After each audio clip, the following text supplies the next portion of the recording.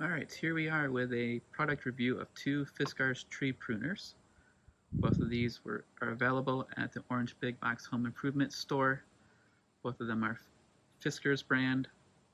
The one on the left is a 14-foot model 9398. The one on the right is a 16-foot model 9473. The one on the left was available for $60.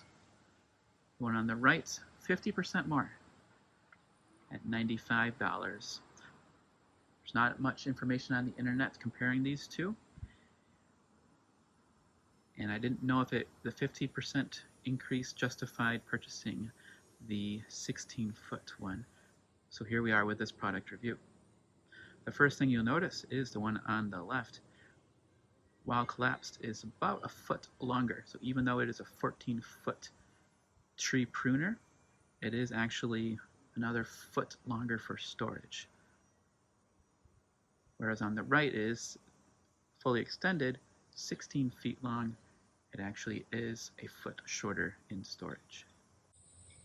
The reason why the 14-foot pole does not collapse nearly as much is because it only has one segment. You can see the locking mechanism on the left, whereas the 16-foot pole has two segments and therefore it can collapse much further. Another major difference between the two is the material that the pole is made out of. While the actual handle itself appears to be the same material in length, the inside pole is made out of different material, with the 14-foot pole being what appears to be fiberglass, and the 16-foot appears to be aluminum. The fiberglass itself is pretty smooth, although the hole appears to be drilled out and doesn't appear to be very clean. It's not sharp at the moment, but I may be concerned that over time, with use, it will continue to be sharp. That's not a concern with the metal, the aluminum pole of the 16-foot, which being an improved material will probably last longer as well. Both of these products have a weight of 6 pounds, so neither has a weight advantage. And when fully extended, they seemed to have similar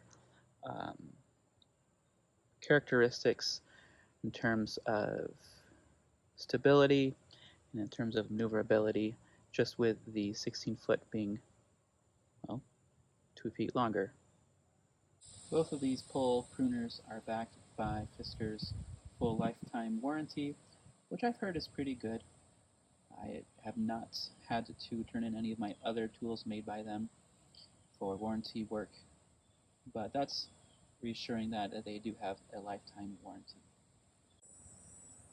The next difference that we'll notice is that the saw blade, both of them are 15-inch. The one on the 14-foot model does not have a hook at the end. You can see that here. However, the one on the 16-foot one does have a hook, and that's supposed to help you when you are making your cuts, that you can actually get a better location on the branch that you are sawing. Now we come to what's perhaps the biggest difference between these two models, or at least what the manufacturer would like us to believe, and that is the actual pruning mechanism. Again, on the left is the 14-foot and the right is the 16-foot. You can see that on the 14-foot, the mechanism has quite a wide range of motion necessary, and the blade comes out from the pole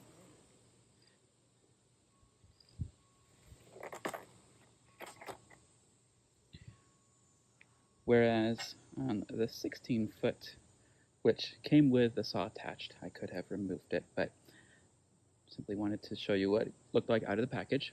The blade comes out, comes from the outside and into the rest of the body.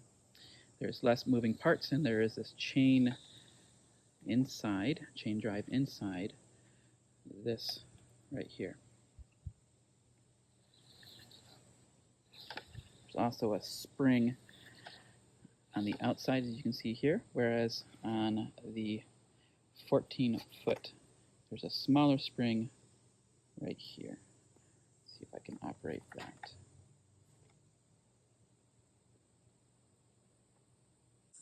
So to summarize, we've seen quite a few small differences between these two, starting with the collapsed length.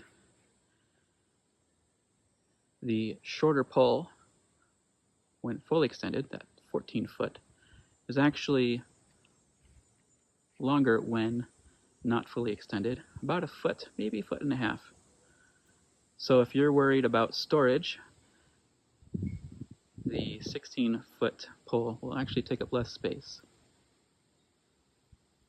Another difference we noted was that the actual pole material, the material of the 14-foot is fiberglass, whereas the 16-foot is aluminum.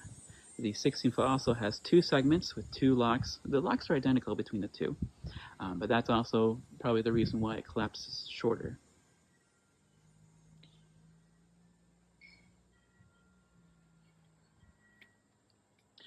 The pruning device itself is actually quite different.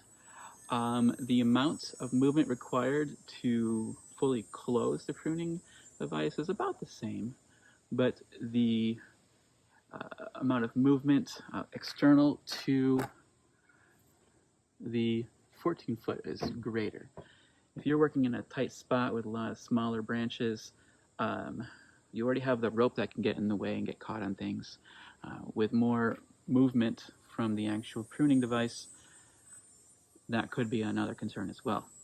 We also pointed out, not shown here in the 14-foot, but in the 16-foot, it does have this hook at the end of the saw. Otherwise, they seem to be identical in material and in shape.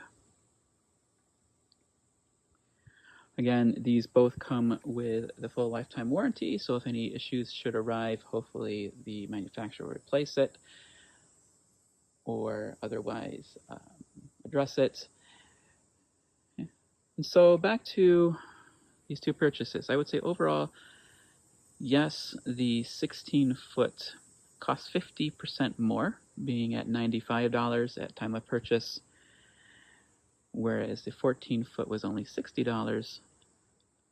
There's a lot of small differences that kind of add up. The materials, the fact that it is 2 feet longer, the fact that it is shorter when collapsed, marginally better saw, and then the actual pruning device itself. And so for me, I will probably be returning this 14-foot one and keeping the 16-foot. But that choice, if you were looking between these two, is up to you. What do you value? Do you value a more basic device with also saving some on your budget? If 14 feet also is sufficient for your needs for trimming your trees, great. That $60, I think that's very adequate. Rather, $60. If, on the other hand, budget isn't as much of a concern, you can get a slightly nicer product, and the things do add up. And so you could spend a $95 or so and get this 16-foot.